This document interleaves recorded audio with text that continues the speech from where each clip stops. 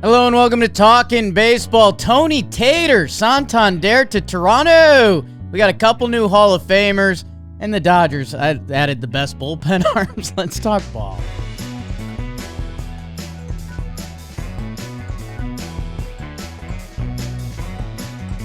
Oh, are we both Santander? Hello and welcome to Talkin Baseball, presented to you by SeatGeek, code Talkin 2025. My name is Jake Storielli. That is Trevor Plouffe. Rob Scirocco producing.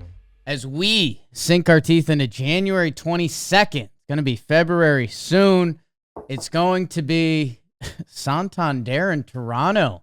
I've given myself some pats on the back because I feel like anytime I could, I've tried to tell the people it just felt like a fit. And we'll dive into the Blue Jays, maybe a little AL East, while I've got your ear. And we've even got a special guest and some Hall of Fame talk coming at the back end. Coach, let's do some Toronto and Tony Taters. Anthony Santander hit 44 of them last year for the Baltimore Orioles, and he is going to head to the Great North to the Toronto Blue Jays. 5 years, $92 million. He had the qualifying offer attached. There is an opt-out, but the club can match and add another year on that. That can escalate it to 110 over 6 years. Deal slightly front-loaded, a little bit of deferred money, because obviously it's 2025. What are we doing if you're not deferring money? And Trev, yeah, I was giving myself slight pat on the backs. The Toronto Blue Jays have been hunting for something from the lefty side of the bat for a while. I mean, going back to the Dalton Varsho trade, going back to all their righties on the team before that.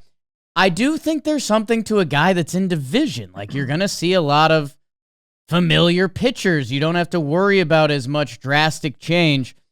And Santander comes with a little bit of risk defensively and on base percentage. But this guy has been one of the best switch hitters in baseball for the last 3-4 seasons now. Yeah, and look, on a team like the Blue Jays, we won consecutive team Gold Glove awards. You can, I said this on the show, it's okay to have an outfielder that can't necessarily go and get it, that hits 40 homers. That used to be the trade-off back in the day, and I think that Toronto's, it needs that. So I'm happy he got this deal, and by all accounts, the Blue Jays went above and beyond kind of what other teams are willing to do. And I think more than anything, first of all, snaps for Santander. He did it. Yeah. Awesome. Right? He did have a great start to his career and, found something, I maybe just decided to say, F it, and let me hit some homers, which he obviously did.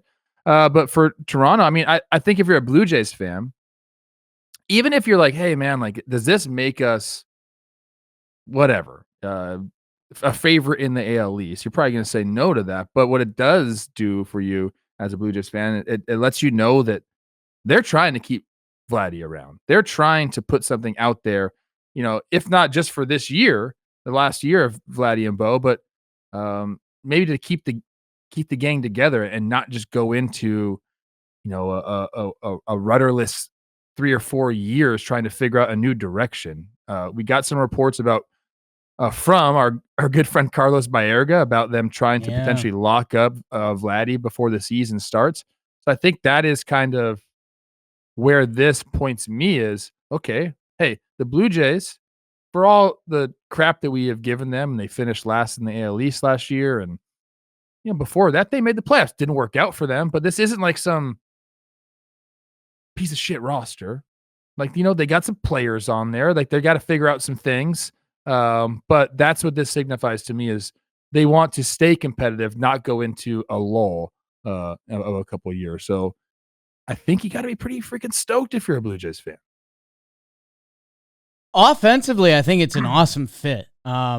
And it's a top of the lineup now that with Bichette, that if the Blue Jays are going to do anything this year, and I do want to talk about what kind of goggles we should have for the Blue Jays this year. you're going to need Bo Bichette to bounce back to form, and he should, man. He's in his peak, and like what he can do offensively is a special lead the league in hits type hitter. Vladdy, we've talked about a little bit. We're going to talk about a lot more. He is one of the most like valuable players in baseball. Like, find me young hitters with his resume that if Bo bounces back, if Vladdy lives up to that, now with Santander, switch hitting, that you can break those guys up a little bit and provide the pop he can provide, that is a top of the lineup. Springer to bounce back, Varsho, Alejandro Kirk. You're gonna need other parts of the operation to go, but we've seen, if you have a good core top of the lineup, that if you can get that starting pitcher the third time around, if you can get to the weak part of their bullpen, that's the big way to score runs. And then you're looking for, like every team in baseball, that young breakout guy that, is it Will Wagner, which we'll talk some more Wagner coming up. Who is it? I don't know. But at least now you're in a position to dream that, like, hey, Santander and Vladdy could combine for 70 homers next year, like they combined for 70+ last year. That if Bichette's getting on, you have a core of an offense to believe in.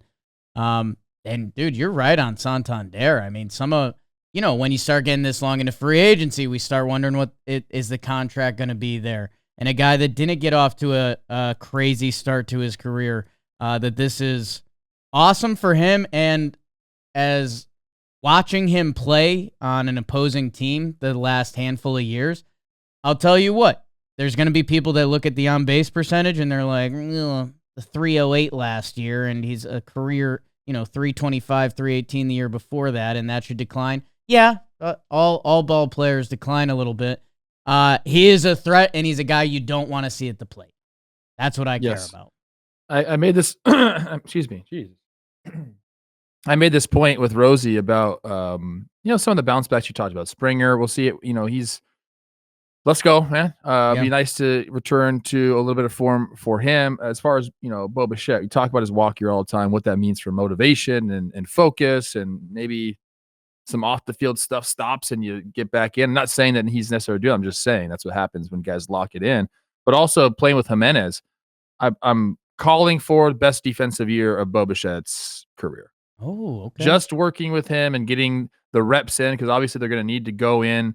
It's going to be so fun, dude, when you're a shortstop, and the relationship, the middle infield relationship is so fun. Like, these dudes are going to be out there at 7 a.m, taking ground balls together, getting familiar with each other. It's like, doing the horizontal dance a little bit. You got to get into rhythm with each other. Not too fast at first. Slow it down. Let me see what you got, and then we can speed it up. That's what they're going to have to do out there in Dunedin. Okay, so I'm happy that he's there. I think Bichette will have a good year. But yeah, I mean, I guess we can talk about the rest of the AL East and where this gets the Blue Jays. You're my AL East expert. If I had this right now, looking at it, I got him third place at best. So like, are they gonna? They're not better than the Yankees. I don't think they're better than the Red Sox, and I don't think they're better than the Orioles. Right. But third would be a surprising turn of events for me. But am I wrong? No, it's what else is in here. Because you can. Okay, do you think the Blue Jays can have an above average lineup? I think they can. You really need those guys to go nuts, and you need something else to happen. So can they have an above average lineup? Yes. I do think their rotation can also be above average. Like, you need Kevin Gausman to tap back in. I mean, in what was kind of a down year for him, he still had a 3.83 ERA. He is going to be 34 this year. Your guy Barrios was very solid for them last year. Bowden Francis was a breakout player towards the back half of last season. Chris Bassett is still there. Yariel Rodriguez, the Cuban ball player, I know you're about that, who got introduced to the bigs last year. Like, I think their rotation can be above average. I think their bullpen can be above average. They signed Jeff Hoffman. They have Chad Green, Jimmy Garcia, Eric Swanson. So, I think the potential of all of those can be above average. Do I think those can fall below average? I do. And it's in the game of baseball where, I don't know, there's so much variance year to year. It's tough to feel that all three of those are going to click on all three cylinders. All three cylinders? Is he a car guy? When the rest of the division, you can talk about 4 teams better than them. 3 teams easily, and then the Rays are the Rays. How many cylinders are in a car? These cars have different amounts of cylinders. 6 or 4, right? I think 6-cylinder engine. Cylinder. That sounds badass. A 6-cylinder. Right? I think you get up to 8, but now no way. Rob, cars? Woo! V. I know what I had a V12. Yeah. Man, I had a V12 Cadillac back in the day. Little car. Ooh. I'm not like a car guy whatsoever. No. We just both exposed ourselves pretty good on that front. I could change a tire. Yeah, hell yeah. Thing was fast. So, okay. We're saying this. All reports are saying that Toronto is still shopping. Whether that's the trade market, whether that's the free agent market. A couple guys out there could definitely help. They got the money. It's all we ever hear from Toronto fans. Right. We got money. They're not crying poor in Toronto like some of these other teams. They're saying, hey, we got it. Tell me Alex Bregman doesn't fit there. Tell me he doesn't fit there. And tell me he doesn't change the lineup a lot.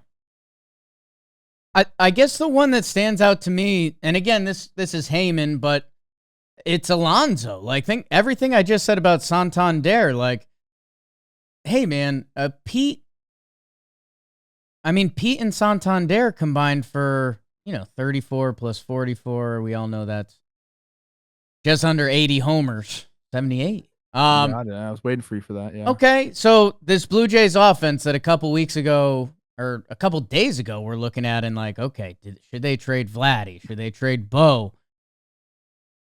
Could they add 80 home runs? Because that would change your whole offensive outlook. And I guess, Trev, what you mentioned and has me doing a little head tilt. Okay, hey, Santander, Vlad, and let's say Pete happens, and now we're daydreaming pretty deep. And Bo, you fellas are out there to hit. Screw this defensive stuff. It ain't working. Jimenez, Varsho, Kirk, who I believe led the league in framing last year, my short king. Just keep that body down there. Catch everything above your head. That's a strike. I don't know. At least you're looking at guys like, hey, you're out there and you do this, and let's see what happens. I mean, but that's us daydreaming them signing Pete Alonso, which I have no idea what Pete wants in his free agency. I have no idea if Toronto's going to throw the bag at anyone else. They need to do more if we need to be doing like a Toronto's interesting combo. Agree. Pete would be, if they could get Pete, who, he's got the qualifying offer on him, which is, they just signed a guy that had the qualifying offer on him. Maybe they're just saying, who cares? If they could get Pete right now doesn't have a deal, and he's offering teams a 3-year deal. At least he offered the Mets that. If Toronto's like, bro, we'll give you a fat check for this year.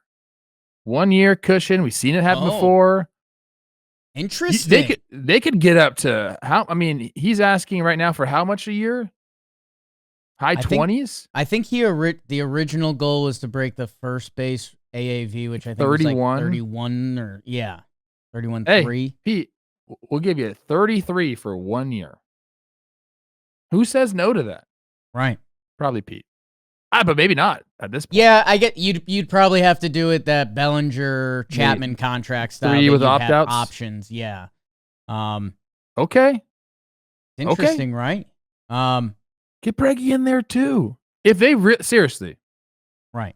If they went out, I know Bregman's looking for $200 million, and I don't know if they want to go there. I'm just saying, yes, if you wanted to all of a sudden put yourself in the conversation for can we win the AL East. Right. You go get those 2 guys and you can do it. So this is you're a businessman, Jake. We all know that. Yeah. You're a businessman. Yep. your product not doing so hot right now. Oh. It's like, hey, not doing hot. Yeah. But people want to support your product, but it's just not that good.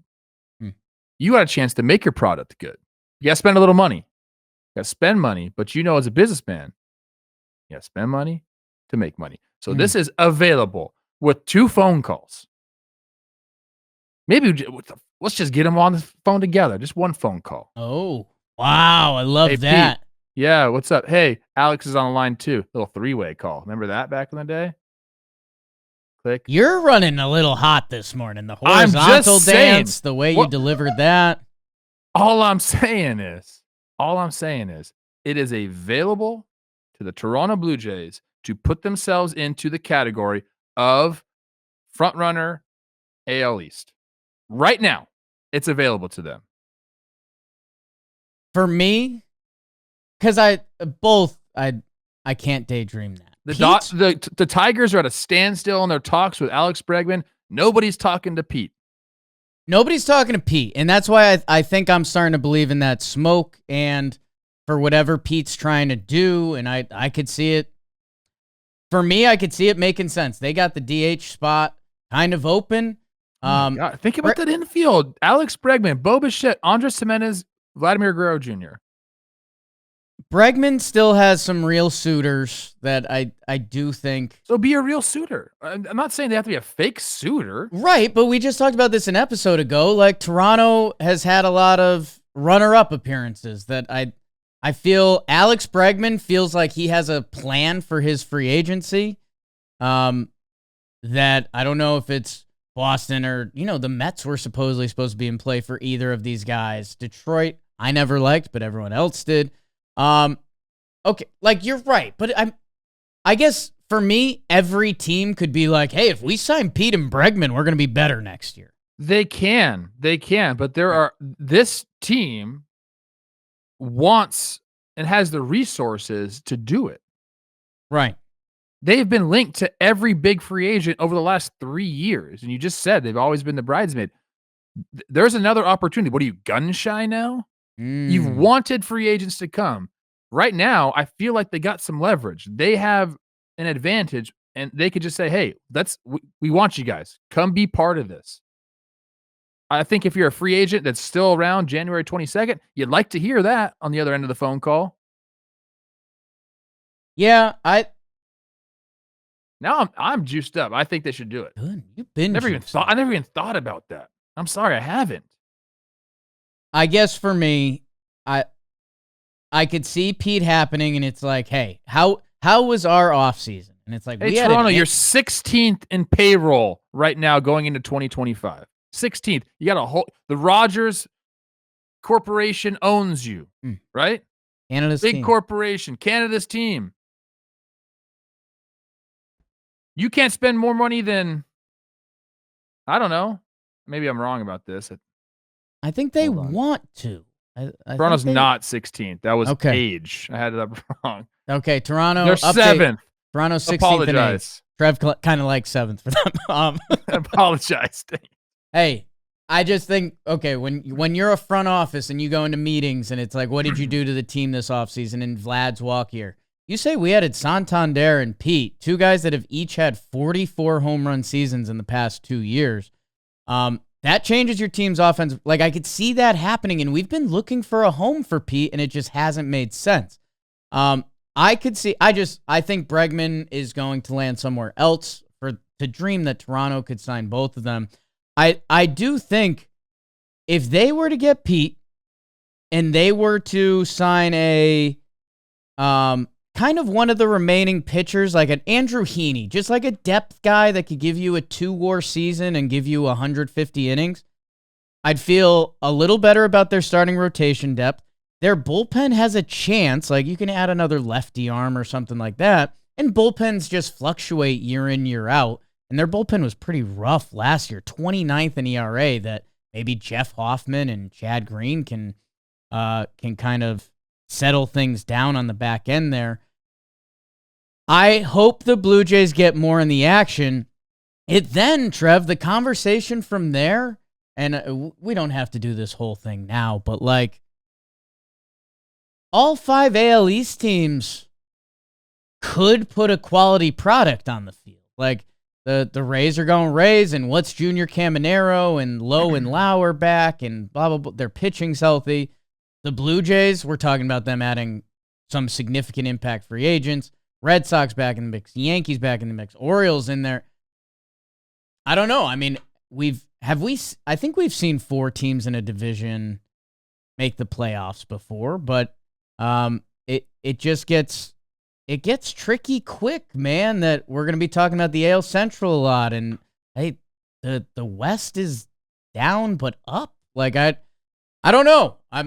I'm interested to see where Toronto lands this, because if they don't do anything else, no one's buying it. I mean, we're talking about them adding impactful guys, and then maybe we're buying. If they had those guys, I think I'm buying. What do you mean? How about isn't it fun spending someone else's money? There you go. Right?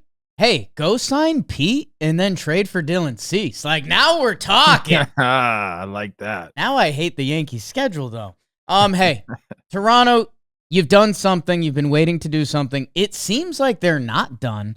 I guess the only other thing that I've been wondering is, like, this felt like a reaction to the Sasaki move, which I don't like. Couldn't they have gotten this Santander signing early? We never know what's going on in negotiations and stuff, but this Santander number was higher than a lot of people expected. So I would just love to know what was the thought process throughout, or maybe the timeline. They wanted to get somebody, dude. Right, but they could have got him in probably not September. They could have gotten him in December for, I was going to say, a lower price. I know nothing. I have no information. What if okay, I know we've gone a little too long on this already, but now we're playing GM. Excited. We're playing fantasy GM right here. Bo Bichette. I know he's at his lowest. We were trading him this offseason. He's at a low trade value. He's owed 17 M's this year before he goes into free agency. They got a guy, Orelvis Martinez, one of their top prospects, second baseman. I think he got Pop last year, suspended. We're gonna look past that. Bring him up. League minimum, second base. Jimenez goes to shortstop. Save $17 million. Yeah, one of those guys with that money. Clear up some cash. Can you do that? Would they be? I don't want to get too far into this. I was gonna say, would it be better if Bichette was gone and they had Alonso? Bichette was gone and they had Alonso. No.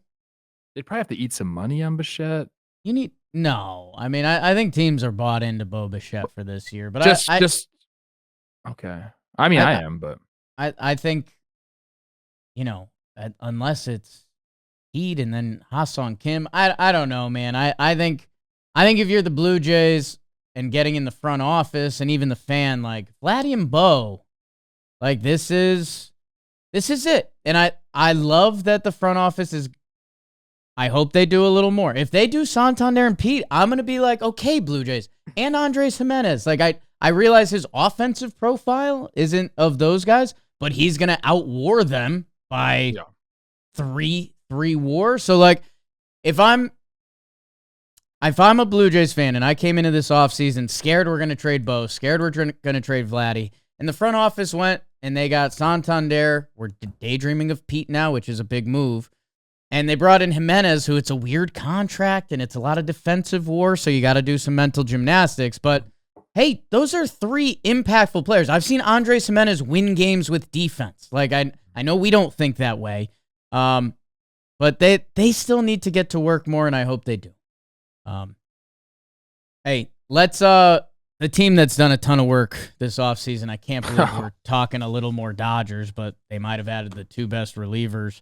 It's all brought to you by the DraftKings Sportsbook. Football fans, it's playoff time. We got some exciting games to look forward to, and you can get in on all the playoff action right now with our partners at the DraftKings Sportsbook. Right now, they're offering all new customers $200 in bonus bets instantly after betting just $5 when you use code Talkin. If you love the thrill of live betting, DraftKings has got you covered. I mean, they've got everything in there, man. Each drive, they've got individual player yardages. if you're looking to get into it, it's all at the DraftKings Sportsbook. Download the DraftKings Sportsbook app now. Use code Talkin.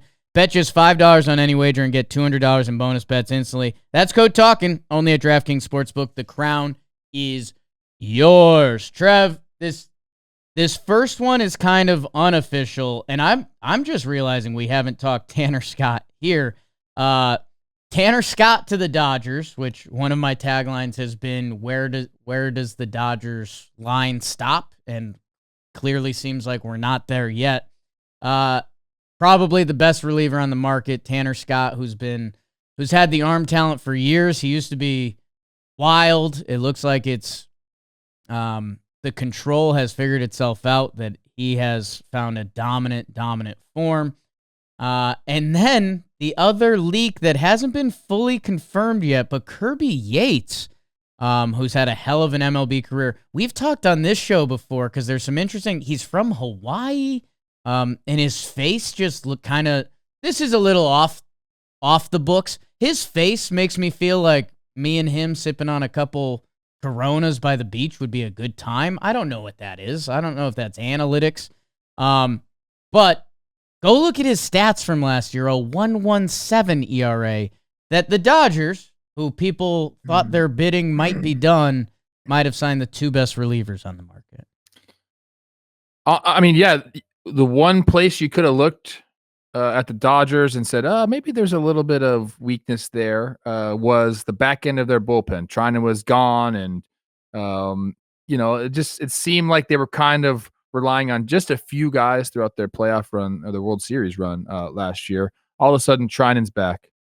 Tanner Scott is here. Kirby Yates is here. Kopech, I believe, is going to miss the first month of the season, maybe 2 months of the season, but he'll be back. Brewstar, not to mention Vesia. There's so many guys there that there is no weakness on this Dodgers team. They have filled every imaginable hole. I know you're into that.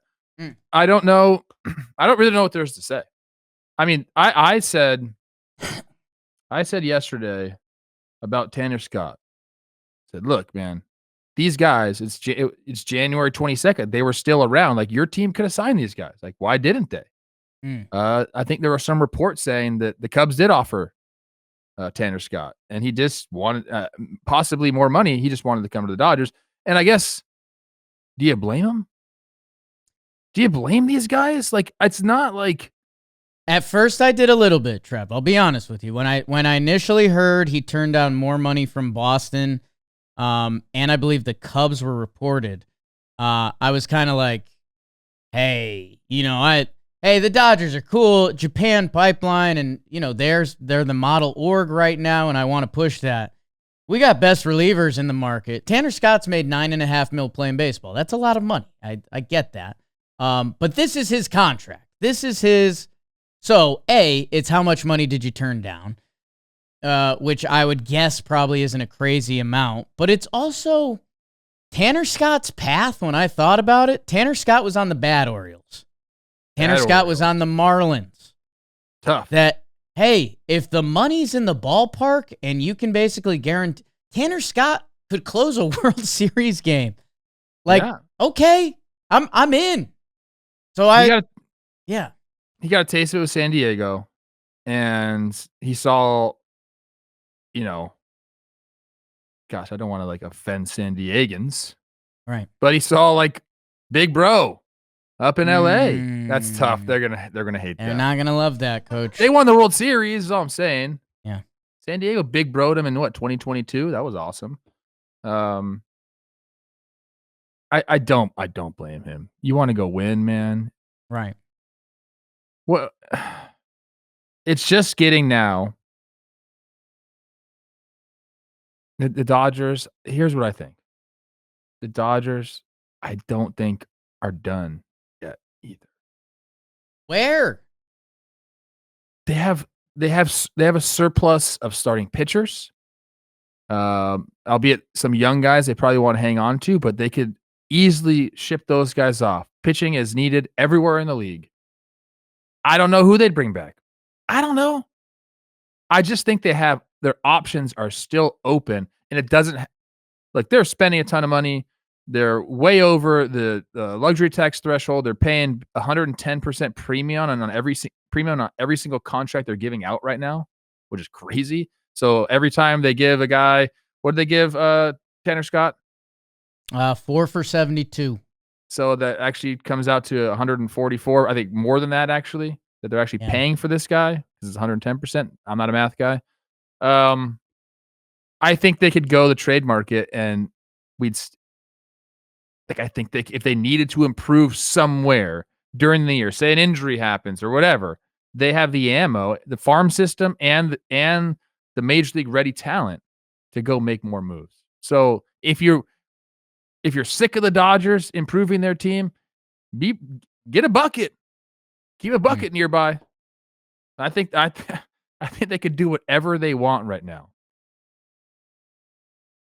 Yeah, I don't know where it stops. We really haven't seen this, and it's why the Dodgers have been such big fodder around the sport. Is it good? Is it bad? This hurts me a little bit to say it's good. I mean, people are talking baseball and people are excited, and let's test baseball, right? Like nobody's repeated. And anyone that knows ball, which you do, and that's why you're subscribing to the channel right now, is they're guaranteed nothing, and that's going to be the fun part come October. Yes, but God, they're stacked. they're stacked different. It's going to be a tall task, but again, we've seen it happen many times before. Gosh, I had something I was going to say. Now I totally blanked on it. That's not exactly where you want to land right now. Okay. No, it's not coming back. Dodgers. That's right. Let's find out. Who closes games for the Dodgers? I think that's a fun exercise. Does it matter? I don't think they care. By committee, lineup, matchups. I think it ties into this whole clubhouse, dude. Like, hey, we're all getting paid. I don't care if you pitch the 8th or you pitch the 9th. Like, if we're gonna be one of the greatest, like, dude, Trinan was probably the best reliever, and he set up for years. I think Kopech is still just not. Think of his last year. Kopech left the White Sox and ended up on the Dodgers. And then Tanner Scott, LOL, same, dude. I don't care. Like, okay, so you're gonna put me in my best lane? Hey, Tanner Scott, they got some really good lefties, so you're either gonna be the 8th or the 9th today. Cool. Hey, Kopech, we're facing the Blue Jays, a lot of righties. You're closing this one out. Sick. I don't think they care. They're out here to win ball games, get paid, and get laid. Where I was gonna go, I remembered. Great. Nice brain for me. Sweet. There's a great article. I talked to you about it before the show in The Athletic. And if you're not paying that, I think you should. I think it's like very well worth it. So free ad for them. Kenny Rosenthal has an article talking about the Dodgers and, they're the new evil empire, but what's it really about? I think it really illustrates what I've been trying to say. We've mentioned on the show before, like you do have to keep up and you have to figure out a way to do it. Now, Dodgers, do they have an advantage with their cable deal? Sure. Were they the last team to sign a massive cable deal right before everyone stopped signing massive cable deals? Sure. But that's not all that they do. I mean, they have invested money and taken risk and created an organization from the floor up, dude, not talking just the major league level. They were the first team to really, incentivize their minor leaguers, feed them correctly, bring in all these coaches. They've done everything the right way. Go read the article. He talks about how, all the money they're paying from the competitive balance tax, that's going to the lesser teams who aren't spending money. They're just pocketing that money. He talks about road attendance, which is the highest of any team since 2008. So they're bringing, when they come to your ballpark, you're getting that money as well. Like they are elevating the sport of baseball, bringing it to Japan more so than it ever has been. Like there's a lot of things that the Dodgers are doing that is helping the game of baseball. You could hate them. That's okay. I fully expect people to hate the Dodgers. But again, I think that's part of the entertainment aspect of it. And for Ricketts in Chicago, coming out and saying they try to break even. Great. You broke even for a year on the baseball side. You own a bunch of hotels around the area. You're invested in the rooftops. There's a DraftKings sportsbook out there.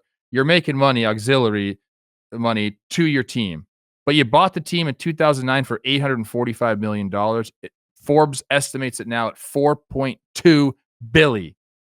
I'm no math guy, but that's over $3 billion you made on the team. Don't sit here and tell me we can't do that. We don't do that. That's cap. Not talking Carter. Yeah, man. And you know, the thing that always gets me, and this is hey, you shouted out The Athletic. I'll shout out Bill Simmons. It's just a friendly competition. One thing he got me with that I can't shake is like we value teams, or Forbes throws a number on it, and I'm sure they're probably better at it than I would be. But he said one of the most wild thing he saw was Golden State's ownership group. San Francisco, the tech area, you got a lot of rich people, like different level of rich, not even daydream about being that rich, like crazy rich. He's like, it was a cool chip for one of those rich guys to have. He owned the Golden State Warriors in a room of really rich guys. Yes, there's only so many teams. That guy owned the Golden State Warriors. The city of Chicago, the Cubbies, if they hit the market, Mark Cuban tried to buy him. I'll take the over. I'll take the over on 4.2 bill. I always take the over on that. And let me tell you this. If you're in a business and you're these guys and you're trying at best just to break even, you probably get out of the business. Right. If that was true. Come on, bro. We're not stupid. Okay. Not us. In some places, sometimes. Like cars, V12, sick. Sick. Fucking Chevy Camaro. Trev, I think it's a lot of talk about Kirby Yates. I mean, yeah, kind of a short king, 5'10", no extension, but swing and miss like you're read about. I mean, I think that's the big thing is the Dodgers have a ton of swing and miss the back end of the bullpen. What else is there to say? I know everyone's sick of us talking about the Dodgers. I get it, dude. I know. But what are we supposed to do? They're the people signing guys right now. Just here's what I'll do. I'll tell you Kirby Yates' stats. 61.2 innings pitched last year, 33 saves, a 1.17 ERA, 85 strikeouts. He was one of my favorite pitchers to watch last year. I guess I kind of have a man crush on Kirby Yates. We might have to connect this. If you like a Baseball Savant page, go check that out. His splitter is disgusting. There is nothing a hitter can do. It looks just like the fastball. It's a weird arm angle. The fastball wasn't easy to hit either. The fastball had a 128 batting average. Yes. A 113 batting average. 113, 210 slug, 18 run value to the four-seam fastball. Splitter helps that. Dude, and you got to be ready for both of them. 93 heater, 86 splitter. That's it. When you are at the plate and you have to decide which one it is, you don't have much time. Fastball top of the zone, splitter falls the other way. He's got a little ride on that fastball. It's they got another guy that does that, a starter named Roki Sasaki. Yeah, except he can throw 100. And 2. Hey, Trev, this is a loaded question, and maybe it should be for another day before we get to some of the Hall of Fame stuff. If you're a minor league pitcher, things aren't clicking for you. You're topping out at 94 on the gun, 93 on the gun, 92 on the gun. And maybe they are, and I'm just being naive, but I see someone like Kirby Yates, funky arm angle. He's throwing 93 with an 86 split, and he had one of the best seasons of an MLB reliever last year. I guess I don't get why more guys wouldn't try to mimic this more. I realize it's loaded. Like you said, he's kind of a short king. It's a weird arm angle. It's not as copy and paste as you'd like, but if you can find a way to tap into this, you can be one of the best relievers in the sport. Tap into what? I guess the arm angle and fastball splitter. They all try to do it. So not everyone's body moves the same. So like you can't just do every single arm angle, or you can't just copy mechanics. I had a great conversation with Joe Ryan about that. And, he was talking about, he always thought that he had a low arm angle. So he wanted to throw stuff like that, like a two-seamer that moved that way, or like hold his change up a certain way. And then he went to Driveline, and they just said, well, here, use that low arm angle though. Don't make the ball go down, make it go up. You get like more upshoot with it. So he was able to do it, but it was based on his biomechanics. So like you have to go in there, kind of see what your body can do. And then, you can mimic pitchers. I mean, the data is out there. It's not as easy as just watching a video and say, oh, I could do that. But hey, guess what? Sometimes it is. It's all individually tailored to, kind of like how your body moves. Can you do this? I mean, it really is. You got to get on the little tracker balls all over you, put yourself into the system, then kind of see what you can manipulate. And guys do it all the time. I mean, that's not like a far-fetched thing anymore. Do you ever tracker ball it? The only time I did it was like for MLB The Show. They would come like during spring training and like put them on you and do your swing and stuff like that. But I was like right before that. I'm a Rob Van Scoyoc guy. Okay? Right, that's true. That's true. Everyone knows that. All right, Coach. Let's wind it down with a little Hall of Fame chatter. Like we said, the three lefties and our special guest appearance coming in a second. I'll get my bit out quick. I think all three are Hall of Fame guys. Wagner, one of the best closers to ever do it. Pretty crazy how when we started just looking at a couple more stats, everyone was like, wait, Billy Wagner is disgusting. CC, an all-time human and baseball player. And Ichiro Suzuki, I think you could say LOL same, that it's a pretty good class. The only thing I'd put out there, CC, like you've mentioned, he's kind of, especially on our Yankees side of this journey, he's kind of been at arm's reach a little bit. There was one kind of kerfuffle when it was like, hey, we're fans. Like the way you talk about the Raiders, when you're tough on your Raiders, that's how we have to be on the Yankees when they're playing bad. Since then, his wife Amber, who's connected in baseball, CAA, she's been awesome. And the story I like to tell that's just one of our cool moments that have made this company and all that stuff is the famous CC ejection where he threw at Sucre, the Rays' backup catcher, because I think the Yankees catcher Romine got hit. And CC, it was going to cost him his bonus on the year.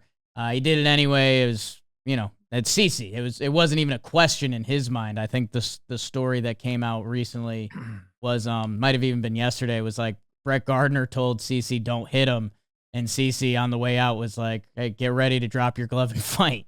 So that's kind of what CC was bringing to the table. His beloved Cleveland, Milwaukee. That Milwaukee run is historic. But so as CC hit the Rays batter, he points to the Rays dugout and says, "That's for you, bitch." John made up a T-shirt. Not he'll tell you, not the most complicated design. It was one of our first T-shirts that really sold. And I mean, we used to track everything. Like if someone bought a shirt, we knew their name and we were elated.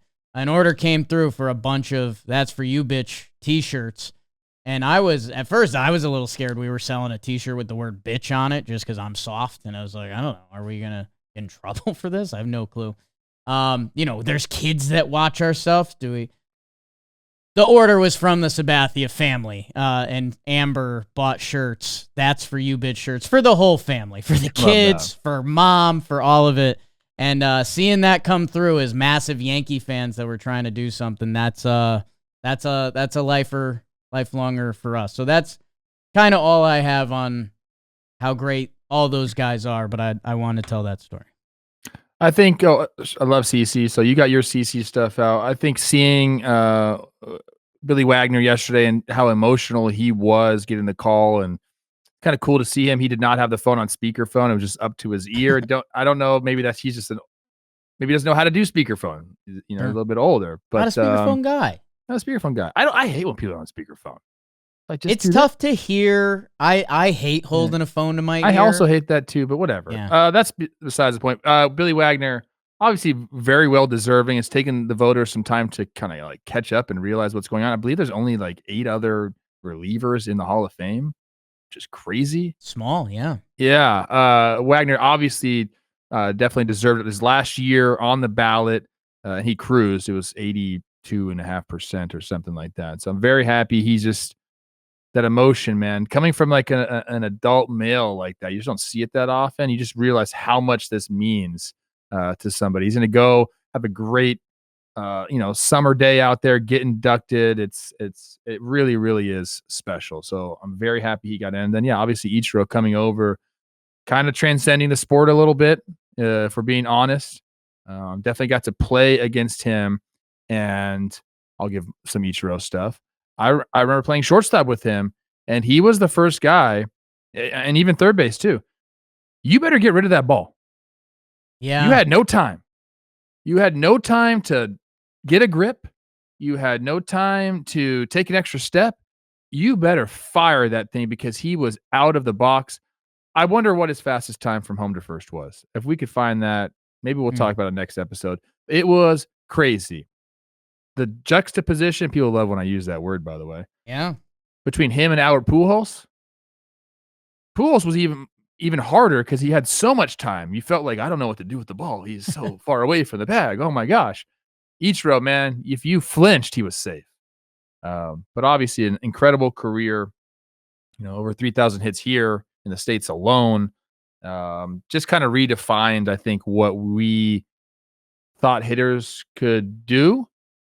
And even maybe, I say that now I'm thinking maybe even like an ode to the past of how hitters used to play. Run hard, steal bases, get on base. Like he was an incredible arm, everything. Obviously, Ichiro, man. If you're listening to this show, you understand what Ichiro meant to the game. So happy for him. I believe he was 1 vote short of a unanimous selection, which is insane. So, yeah, a great class, in my opinion. Kind of like 3 totally different positions and 3 very well-deserving guys. I want to end by saying, Kenny Lofton, Veterans Committee, got to vote this guy in. Go look at his stats. He's my guy. Look out for some stuff with Chris Rosenthal that's going to come out on our network. But congratulations to those 3 guys. And Cece, we'll come. We'll come. We'll get there. Yeah, let's kick it to our special gift. Trev, there's a fun little Fangraphs article here in 2016 that's talking about how quickly Ichiro got down to first base. At age 41, he was tied for 5th average time to first base in baseball. And I think at the All-Star game in 2001, they had him at a 3.6, which that's 3.6. It's just silly. Yeah, like I that number means something to some people, but he was running out of the box as he hit. And I don't know. I think in this conversation, John Boy jumped in and it was a little clunky at the start. It's a lot of good stuff. I do think it's interesting, and it gets mentioned in there. Like, we don't even let guys try to be Ichiro, and only so many can. But, like, if Ichiro came up as an AL minor leaguer, they would have told him to not do this. They would have told him to try to piss on balls because he kind of could. So everyone says. Everyone always says that. Right. Like, okay. Yeah, right. In batting practice, yeah. Yeah, that's great. So did you. I'm not a hater. You're a hater. I'm a hater. Let's some good John Boy and Trev coming up, and we'll see you guys. Go listen to this. Couple lefties, although Ichiro threw righty. I guess I never really thought about it. CC, Billy Wagner, and Ichiro. Lefties, but kind of not. Trevor Plouffe, my Hall of Famer. How are you? Thank you. Hall of Fame of decidedly average. Average, That's yes. what I'm in, yeah. I didn't really think about that. All the lefties going in, and yeah, Ichiro did throw right-handed. Good job, Jake. Yeah, thank you. That's why we do this show, right? Babe. You know It it. kind of doesn't count, but it's such an iconic lefty batting stance. Of course it counts. I mean, lefty I feel like when you're talking about like what a guy is, it's what he hits. Okay. No one really cares what you throw, bro. Just say, hey, for people out there, Except first baseman. Don't let your kid hit right-handed and throw left-handed. Just out. Yeah. On that. Yeah, I got a couple of those. I'm like, why are we doing this? Yeah, there's a couple generation of was Minkiewicz? No, Minkiewicz threw right-handed. Right. I'm trying to think who did it. Oh, my bad. I have it backwards right now. But you're absolutely right. If you're throwing lefty, hit lefty. Lefty righty. Stop that. That's one. Jake Myers, maybe. Anyways. Oh gosh. Name your favorite left-handed thrower, right-handed hitter. Kaz McCormick, one of those outfielders. What do you got, Coach? I don't know, man. Okay. I'm excited to talk some ball. You know, the Hall of Fame, I think this class, as I get more and more away from the game, it's like I played with these guys.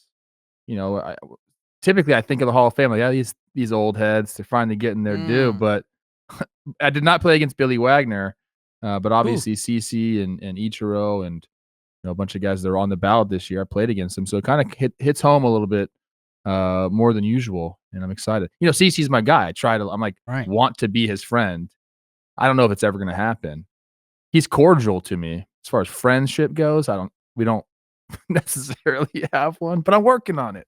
We did good with CC at the All-Star break. We had a nice time. No, he likes us. Like, he knows us, and if we see him, he'd say, "What's up?" He would dap us up and all of that. We got the blessing of the king. Right. But, you know, he's not hitting me up to play golf. I'm not Victor Cruz. That's the next level that you and CC haven't hit yet. Yeah, I'm trying. We've got a special guest in studio. I don't know if the cams. I was just coming to say hi and congrats to Ichiro and CC and Wagner. That's beautiful. Didn't know I was going to mess everything up. That was beautiful. Do you guys know that you are in a race to 50 Blitzball Battle hits? Ooh, I saw the spreadsheet yesterday. You have 47 and Jake has 46. So the next tournament, wow. I better do better. I mean, my numbers took a huge hit with Blitzball 5. Yeah, as your first tournament not finishing above average offensively. It was horrible. Like a 54 OPS plus. Yeah, Olivia got really mad at me, so I'm going to step my game up. Can't disappoint her. Yeah, it's tough. Kind of tough. And you've never finished first in OPS for a single tournament. You know, I don't hit homers. The other two people you're looking at have. I don't hit homers. You finished second 3 out of 5 times. I got to get the ball in the air, Coach. I'm like Eric Hosmer. I listened to baseball today on the train today. I can't believe Rose doesn't want Ichiro on the Hall of Fame. Just crazy. Hey, we just want Kenny in. That's all. He's going to do the Rose rotation. Kenny Lofton. Yeah, I know. I like that. Yeah. I like when I'm not a numbers guy, though. Like, Ichiro's a Hall of Famer. If anyone wanted to come with me with any numbers, I would say, I don't give a fuck. The dude's a Hall of Famer. Well, he had 3,000 hits. Like, transcended the sport America. For 15 years or whatever it was. So, yeah. Well, right. I think people used to be valued differently. We used to value guys that just got hits. Now it's like, what kind of hits?